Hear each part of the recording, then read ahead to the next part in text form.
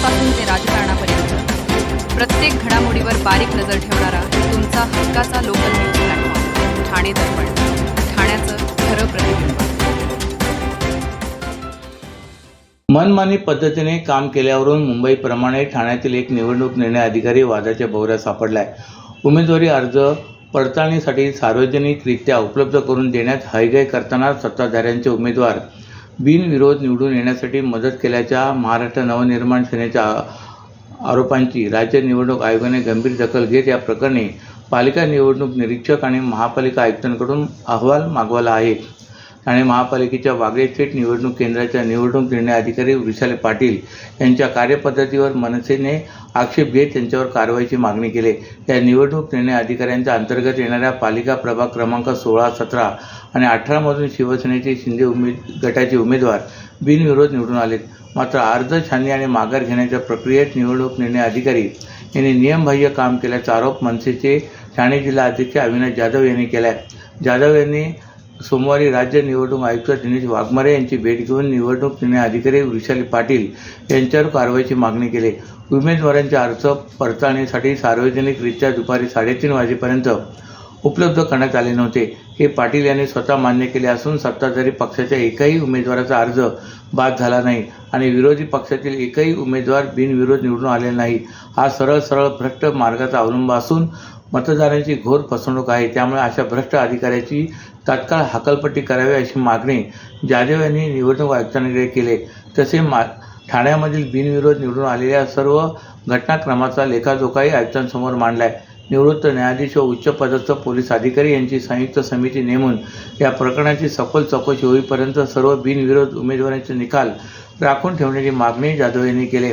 याबाबत राज्य निवडणूक आयुक्त दिनेश वाघमारे यांच्याशी संपर्क साधला असता ठाण्यातून आलेल्या तक्रारीची आयोगाने दखल घेतली असून पालिका निवडणूक निरीक्षक पी. वेलरासू आणि महापालिका आयुक्त सौरभ राव यांच्याकडून अहवाल मागवण्यात आल्याचे त्यांनी सांगितले. ठाणे आता महाराष्ट्रातील ड्रग्जचा मोठा अड्डा बनत चाललाय असा आरोप करत ठाण्यात कोट्यावधींचे ड्रग्ज सापडतात. तेव्हा या शहरात कथाकथित बॉस कोण आहे असा प्रश्न शिवसेना उभाटा पक्षाचे मुख्य प्रवक्ते संजय राऊत यांनी उपस्थित केला आहे. तसेच ठाण्याचा रेहमान डकेत आणि ठेकेदारांचा सम्राट अशी टीका राऊत यांनी उपमुख्यमंत्री एकनाथ शिंदे यांचे नाव न घेता केले. ठाणे महापालिका निवडणुकीसाठी शिवसेना उभाटा, मनसे आणि राष्ट्रवादी काँग्रेस शरदचंद्र पवार या महाविकास आघाडीचा वचननामा काल संजय राऊत यांनी जाहीर केला आहे. ठाणे हे पुण्याच्या तोडीचे सांस्कृतिक शहर म्हणून ओळखले जात होते. साहित्य, कला, क्रीडा, नाट्य यांची मोठी परंपरा ठाण्याला लाभले. मंदिराचे तलावांचे शहर म्हणून ठाण्याची ओळख होती. पण हे ठाणे आता महाराष्ट्रातील ड्रग्जचा मोठा अड्डा बनत चालला असा आरोप शिवसेना उभाटा पक्षाचे मुख्य प्रवक्ते संजय राऊत यांनी काल ठाण्यात केला आहे. ठाण्यात कोट्यावधींचे ड्रग्ज सापडतात तेव्हा या शहराचा तथाकथित बॉस कोण आहे असा प्रश्नही त्यांनी उपस्थित केला आहे. अंमली पदार्थांच्या व्यापारामुळे ठाण्याची ओळख कलंकित होत आहे. ठाण्यातील शाळा, महाविद्यालय, पान टपरा, सार्वजनिक ठिकाणी खुलेआम अंमली पदार्थ उपलब्ध होत आहेत. हे अंमली पदार्थ कुठून येतात आणि पोलीस काय करतायत असा प्रश्न त्यांनी उपस्थित करत केवळ विरोधी उमेदवारांना उचलण्याचे काम पोलीस करत असतील तर ही लोकशाहीची थट्टा आहे असेही ते म्हणाले. मंत्र्यांच्या, सत्ताधाऱ्यांच्या नातेवाईकांपर्यंत अंमली पदार्थ प्रकरणाचे धागेदोरे पोहोचतात ही बाब अत्यंत गंभीर आहे. एक संपूर्ण पिढी नशेच्या गर्तेत ढकलली जात आहे आणि सत्ताधारी यावर मौन बाळगत आहेत. लोकांनी याच मुद्द्यावर मतदान केले पाहिजे असे आवाहनही त्यांनी केले.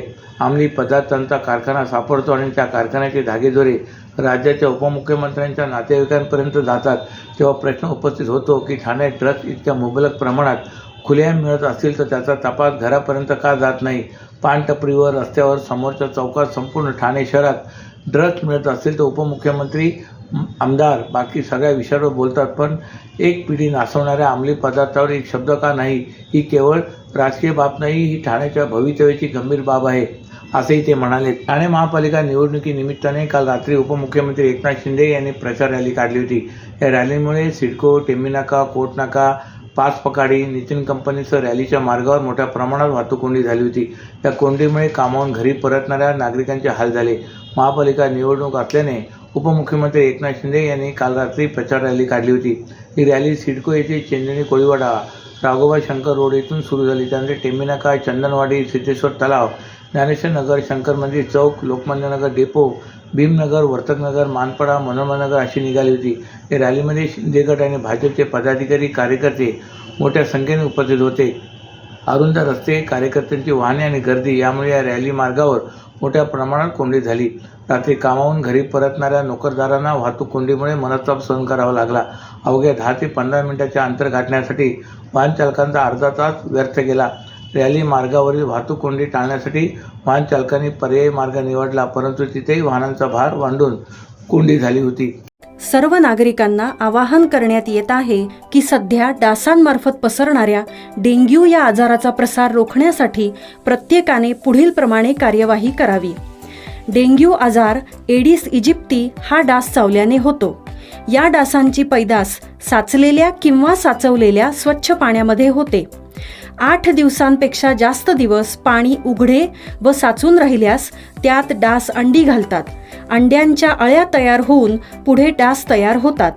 यासाठी आपल्या घरातील पाणी साठे उदाहरणार्थ बॅरल्स, पिंपे, टाक्या, हौद, रांजणे इत्यादी दर आठवड्याला रिकामे करून घासून पुसून कोरडे करून पुन्हा भरावे. 1 दिवस कोरडा दिवस म्हणून पाळावा. पाणी साठ्यांना घट्ट झाकणे बसवावीत किंवा जुनी साडी, चादर, धोतर यांनी बांधून झाकून ठेवावीत, म्हणजे डास त्यात जाऊन अंडी घालणार नाहीत. घराच्या गच्चीवर, आजूबाजूला, अंगणात कोठेही पाणी साचू देऊ नये. भंगार सामान उघड्यावर टाकू नये. उदाहरणार्थ टायर्स, प्लास्टिक सामान, कुंड्या, टाकाऊ वस्तू इत्यादी. अशा सामानात पावसाचे पाणी साठून त्यात डेंग्यूच्या डासांची पैदास होते. घरातील कूलर्स, फ्रीजच्या पाठीमागील ट्रे हे देखील वेळोवेळी कोरडे करावेत. लक्षात ठेवा, नुसत्या फवारणीने डास घनता कमी होत नाही, तर त्यासाठी डास पैदास ठिकाणे नष्ट करणे ही आपल्या सर्वांची जबाबदारी आहे. कोणताही ताप अंगावर न काढता जवळच्या शासकीय रुग्णालयात मोफत औषधोपचार घ्या. अशा प्रकारे नागरिकांनी सहकार्य केल्यास डेंग्यूचा प्रसार रोखणे सहज शक्य आहे. ठाणे महानगरपालिका सार्वत्रिक निवडणूक 2025-26च्या पार्श्वभूमीवर मतदान केंद्रावर नियुक्त करण्यात येणाऱ्या अधिकारी कर्मचारी यांचे प्रशिक्षण घेण्यात आले होते. परंतु या पहिल्या प्रशिक्षणात अनुपस्थित राहणाऱ्या कर्मचाऱ्यांना आयुक्त तथा निवडणूक अधिकारी सौरभ राव यांनी कारणे दाखवा नोटीस बजावण्याचे आदेश दिले होते.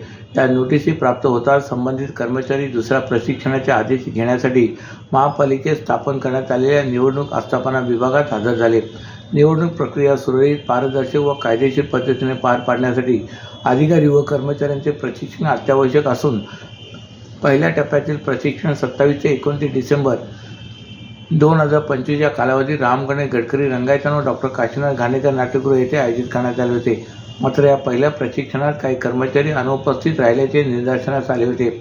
याची गंभीर दखल घेत महानगरपालिका प्रशासनाने गैरहजर कर्मचाऱ्यांना कारणे दाखवा नोटीस तसेच निवडणूक कर्तव्यात कसूर करणाऱ्यांवर कडक कारवाई केली जाईल असा स्पष्ट इशारा दिला होता. पहिल्या प्रशिक्षणानंतर अनुपस्थितांना नोटीस बजावण्याची कार्यवाही सुरू झाल्यानंतर अनुपस्थित कर्मचाऱ्यांनी महापालिकेत येऊन आपला आदेश स्वीकारला असल्याचे संबंधित विभागाकडून सांगण्यात आले. केंद्र सरकारने अर्थात पंतप्रधान नरेंद्र मोदी यांच्या माध्यमातून झालेली कामे, मुख्यमंत्री देवेंद्र फडणवीस यांनी ठाण्याकडे दिलेले विशेष लक्ष आणि ठाणेकरांच्या मनामध्ये भाजप, शिवसेना, महायुतीने मिळवलेले स्थान या सिद्धरीवर या महापालिका निवडणुकीत महायुती अबकी बार 100 पार करेल असा विश्वास राज्यसभेचे माजी खासदार विनय सहस्त्रबुद्धे यांनी व्यक्त केला आहे. ठाणे महापालिका निवडणूक 2026 करिता भारतीय जनता पक्षाच्या वर्तकनगर येथील ठाणे विभागीय कार्यालयात आज महायुतीच्या ठाणे निर्धारनामाचे प्रकाशन करण्यात आले. त्यावेळी सहस्त्रबुद्धे बोलत होते. या प्रसंगी भाजपचे आमदार संजय केळकर, भाजपचे ठाणे निवडणूक प्रभारी आमदार निरंजन डावखरे, शिवसेना शिंदे गट सचिव राम रेपाळे, भाजपचे ठाणे जिल्हाध्यक्ष संदीप लेले, सुजय पटकी, प्रवक्ते सागर भदे आदीसह भाजपचे पदाधिकारी आणि कार्यकर्ते उपस्थित होते. यावेळी माजी खासदार सहस्त्रबुद्धे यांनी केलेल्या भाजप, शिवसेना, महायुती 100 पार करेल या दाव्याचा पुनरुच्चार आमदार केळकर तसेच शिवसेनेच्या राम रेपाळे यांनी देखील करून ठाणे महापालिकेवर पुन्हा भगवा फडकणार असल्याचा ठाम विश्वास व्यक्त केला आहे. भाजप, शिवसेना, महायुतीने ठाणे शहरासाठी 54 कलमी निर्धारनामा जाहीर केला आहे. ज्या शहरात मिनी क्लस्टर योजना राबविण्यासह ठाणेकरांसाठी 24 तास पाणी पुरवठा, नवीन गृहसंकुलांसाठी पाण्याच्या पुनर्वापराचे धोरण जाहीर केले. तसेच दर 3 महिन्यांनी प्रभाग सभा घेऊन प्रभागनिहाय खर्चाचा डिजिटल बोर्ड लावला जाईल. स्वच्छ, हरित व पर्यावरणपूरक ठाणे साकारण्यासाठी CSRच्या माध्यमातून तलावाचे सुशोभीकरण या पर्यटन सुविधा विकसित केल्या जातील. कचरा व्यवस्थापन प्रकल्प उभारण्याबरोबरच शहरात भूमिगत कचरा कुंड्या बसवण्यात येतील. त्याचबरोबर दुबार नालेसफाईसह मलनिस्सारण ऑडिट व कृती आराखडा केला जाईल. शहरासाठी कॅन्सर हॉस्पिटल, एम्सच्या धर्तीवर भव्य रुग्णालय, महिलांसाठी नियमित आरोग्य तपासणी व्हॅन, ठाणे ही सांस्कृतिक राजधानी असलेल्या 6 ते 8 भव्य पार्क, नाट्यगृहे, फिल्म फेस्टिवल, स्ट्रीट आर्ट, संगीत महोत्सव, डिजिटल ग्रंथालय आदीसह नवीन स्टेडियम उभारून IPL व आंतरराष्ट्रीय स्पर्धांचे आयोजन केले जाईल. कौशल्य विकास आणि रोजगारभिमुख डिजिटल शिक्षणाबरोबरच महापालिका शाळांमध्ये अर्ध इंग्रजी पद्धती, सार्वजनिक वाहतुकीच्या सक्षमीकरणासह TMT सेवेचा दीर्घकालीन कृती आराखडा तयार करण्यात येणार असून प्रत्येक मेट्रो स्टेशनपासून परिसरात जाण्यासाठी मिनी बसचे नेटवर्क उपलब्ध केले जाईल. आधुनिक पार्किंग स्टेशन आणि ठाणे शहरात इंटरनल रिंग मेट्रो बनवण्याचा निर्धार महायुतीने व्यक्त केला आहे. अशाच नव्या आणि ताज्या बातम्यांसाठी ठाणे दर्पणच्या पेजला लाईक करा आणि फॉलो करायला विसरू नका.